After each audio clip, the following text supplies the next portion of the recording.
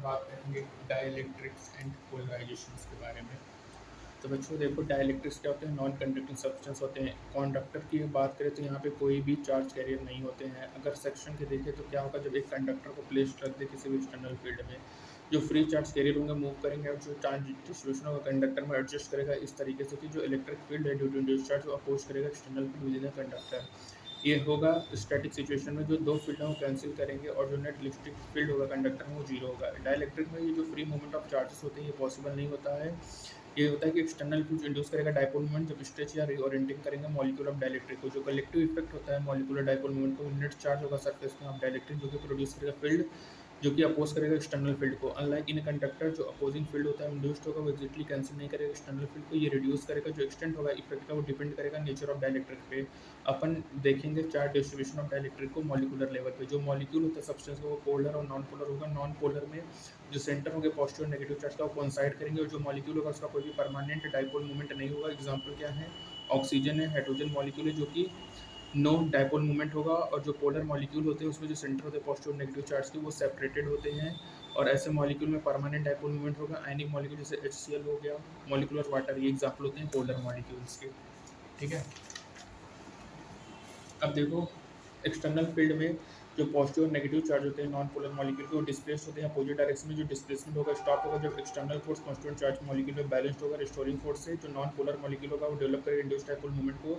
जो डाइलेक्ट्रिक होगा वो पोलराइज्ड होगा by external field. Upon consider करेंगे सिंपल सिचुएशन, जो इंड्यूस्ड डाइपोल मूवमेंट होगा वो डायरेक्शन ऑफ फील्ड होगा प्रोपोर्शनल होगा फील्ड डिस्टेंस के।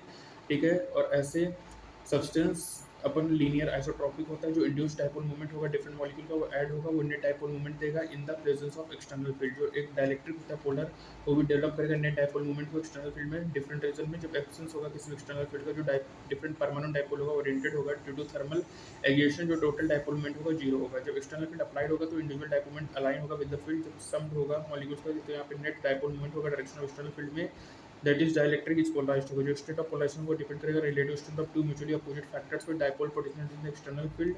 ठीक है, जो अलाइन करेगा डाइपोल इन फील्ड और थर्मल एनर्जी होगा डिस्टर्ब करेगा अलाइनमेंट को। यहाँ पे एडिशन होगा जो इंड्यूस्ड डाइपोल मूवमेंट होगा और जनरली अलाइनमेंट होगा मोर इंपॉर्टेंट होगा। यहाँ पे जो पोलर नॉन पोलर मॉलिक्यूल होगा तो डाइलेक्ट्रिक डेवलप करेगा net dipole movement the presence of external field. और जो dipole movement per unit volume होता है इसको पोलराइजेशन कहते हैं और डिनोटेड होते हैं P से। और इस ट्रॉपिकली एप्सिलॉन में E होता है। ये क्या होता है? कांस्टेंट रेशियो ऑफ डाइलेक्ट्रिक होगा, इसको कहेंगे इलेक्ट्रॉनिक ठीक है। और स्काई रिलेटेड होगा मॉलिक्यूलर प्रॉपर्टीज से होगा। ठीक है, ये जो क्वेश्चन होता है कि जो पोलराइज्ड डाइलेक्ट्रिक मॉडिफाई करता है ओरिजिनल इलेक्ट्रिक फील्ड को इनसाइड इट, अपन कंसीडर करेंगे एक rectangular dice slab is be placed uniform external field में E नॉट जो कि पैरेलल है फेसेस के जो फील्ड है वो यूनिफॉर्म पोलराइजेशन करेगा डाइलेक्ट्रिक का। ठीक है, और ये एवरी वॉल्यूम होगा एलिमेंट के डेल्टा V, उसमें डाइपोल मूवमेंट होगा। डायरेक्शन ऑफ फील्ड का जो वॉल्यूम होगा स्मॉल होगा, कंटेन करेगा large amount of molecular dipole inside dielectric. जो वॉल्यूम होगा उसमें कोई भी नेट चार्ज नहीं होगा क्योंकि जो पॉजिटिव चार्ज होगा वन डाइपोल साइड का क्लोज होगा, नेगेटिव चार्ज ऑफ एक्सीडेंट जो सरफेस ऑफ डाइलेक्ट्रिक नॉर्मल होगा फील्ड के। और यहाँ पे नेट चार्ज इंटेंसिटी होगा जो पॉजिटिव होगा डाइपोल का रिमेन अनयूटिलाइज्ड होगा एट द राइट सरफेस, और जो नेगेटिव एंड होगा वो लेफ्ट सरफेस में। जो अनबैलेंस चार्जेस होगा वो इंड्यूस्ड चार्जेस होगा जो external field. Polarised dielectric equivalent होगा टू चार्ज सरफेस के। जो सरफेस चार्ज डेंसिटी होगा sigma P minus sigma P जो फील्ड प्रोड्यूस्ड होगा इस सरफेस अपोज करेगा एक्सटर्नल फील्ड को। जो टोटल फील्ड होगा डाइलेक्ट्रिक में वो रिड्यूस्ड होगा जब कोई भी डाइलेक्ट्रिक प्रेजेंट ना हो। अपन नोट करेंगे कि जो सरफेस चार्ज डेंसिटी होती है प्लस माइनस सिग्मा P वो अराइज होता है बाउंड से, not free charge in the dielectric. अब बात करेंगे कैपेसिटर और कैपेसिटेंस के बारे में। तो कैपेसिटर सिस्टम होता है दो कंडक्टर में जो कि सेपरेटेड होगा इंसुलेटिंग। जो कंडक्टर होगा उसमें चार्ज होगा Q1 Q2 and potential V1 V2 होगा। प्रैक्टिस में दो कंडक्टर में चार्ज Q1 माइनस Q होगा, potential difference V1 minus V2 होगा। और अपन कंसिडर करेंगे डिस्टर्ब कॉन्फ़िगरेशन को कैपेसिटर में। जो कंडक्टर होगा उसको चार्ज होगा कनेक्टिंग करेंगे टू टर्मिनल ऑफ बैटरी से जिसको अपन Q charge of the capacitor कहेंगे। ठीक है, through charge one of the conductor जो टोटल चार्ज होता है कैपेसिटर के अंदर वो जीरो होता है। टोटल चार्ज कितना होगा कैपेसिटर के अंदर बच्चों? जीरो होगा। जो इलेक्ट्रिक फील्ड होगा रीजन बिटवीन कंडक्टर प्रोपोर्शनल होगा चार्ज क्योंकि चार्ज कैपेसिटर में डबल होगा तो इलेक्ट्रिक फील्ड भी डबल हो जाएगा every point.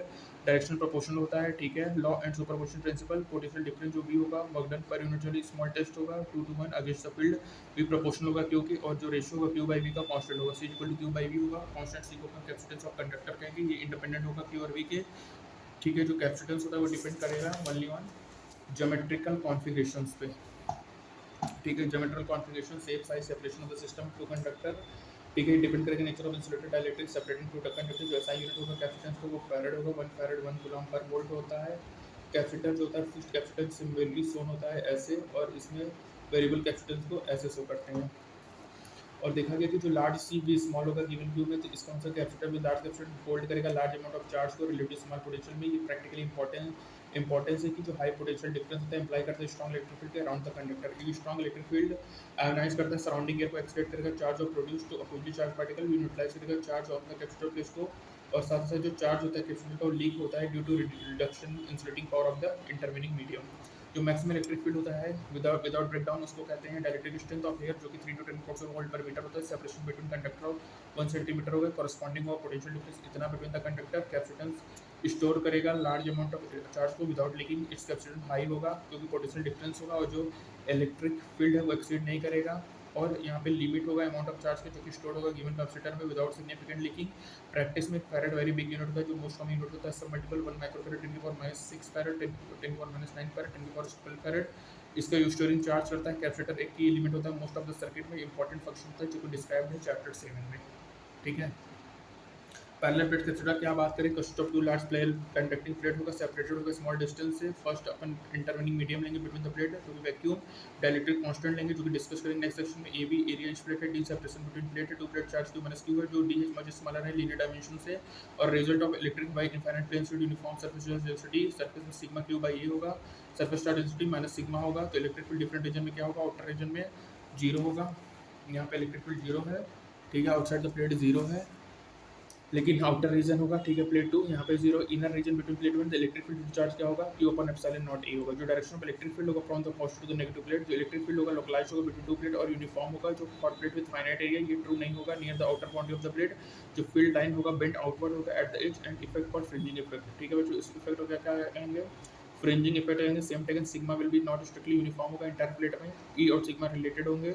D square less than A होगा तो ये इफेक्ट इग्नोर्ड होगा। Region sufficiently from the edge होगा एंड फील्ड डिफरेंस 2.4 में। Now from uniform electric field में जो पोटेंशियल डिफरेंस होगा वो electric field distance between plate होगा V इक्वल टू ED होगा 1/एप्सिलॉन QD बाई A होगा। कैपेसिटेंस का होगा epsilon naught A by D होगा। C equal to Q by V होगा जो कि 8.8 इंटू 10⁻⁹ फैराड होगा। 1 फैराड 1 कूलम्ब होगा। ठीक है, तो यहाँ से A क्या होगा, प्लेट होगा 30 किलोमीटर लेंथ एंड ब्रेथ होगा। तो बच्चों इलेक्ट्रिक फील्ड क्या होगा, सिग्मा बाई एप्सिलॉन नॉट या Q बाई एप्सिलॉन नॉट होता है बच्चों। Capacitance of parallel capacitor Q by V epsilon naught D. Electric potential equal to E to D होता है, वहाँ से 1 by epsilon naught QD by A लिख सकते हैं। ठीक है,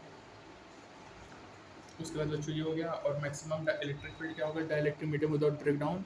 ये हमारा 3 to 10⁻⁶ वोल्ट पर मीटर होगा। 1 माइक्रोफैराड 10⁻⁻⁶ फैराड होता है। 1 मिलीमीटर 10⁻⁹ फैराड 10⁻12 फैराड होता है। Electric field outside the plate 0 है, inside the plate sigma by epsilon naught या Q बाई एप्सिलॉन नॉट होता है। बच्चों कैपेसिटेंस क्या होगा, Q by V epsilon naught A by D। बच्चों कैपेसिटेंस होता है C equal to Q by V होता है।